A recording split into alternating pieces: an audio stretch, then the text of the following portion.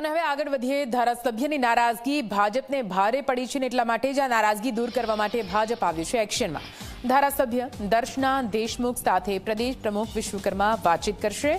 નારાજગી અંગે ધારાસભ્ય પાસેથી માહિતી મેળવવામાં આવશે। આગામી સપ્તાહમાં કમલમ ખાતે મળી શકે છે બેઠક। કમલમ ખાતે નારાજગી અંગે ધારાસભ્ય સાથે બેઠક થઈ શકે છે।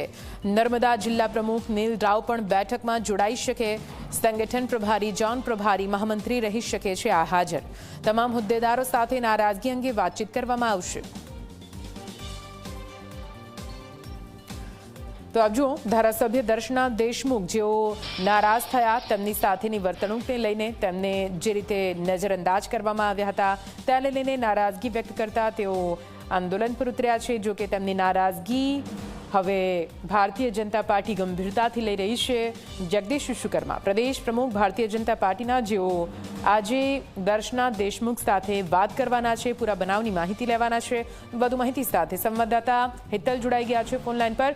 હેતલ, દર્શના દેશમુખ નારાજ થયા છે, તેમનો વિડીયો વાયરલ થયો છે। ઘણા સવાલો ભાજપમાં ઉઠી રહ્યા છે કે ભાજપમાં પણ આંતરિક વિવાદ છે જ, તેમની નારાજગી દૂર કરવા માટે ભાજપ કોઈ પ્રયત્નો કરી રહ્યું છે ખરું?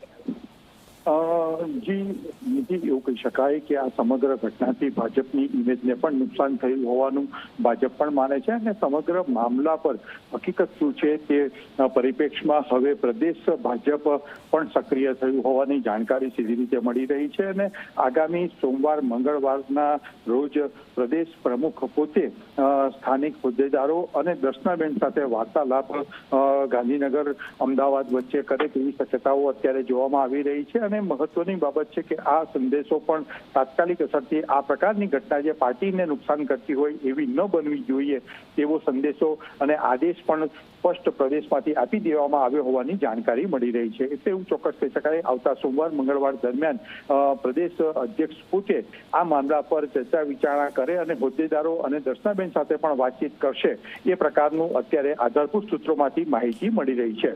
જી બિલકુલ, આભાર પૂરી માહિતી માટે।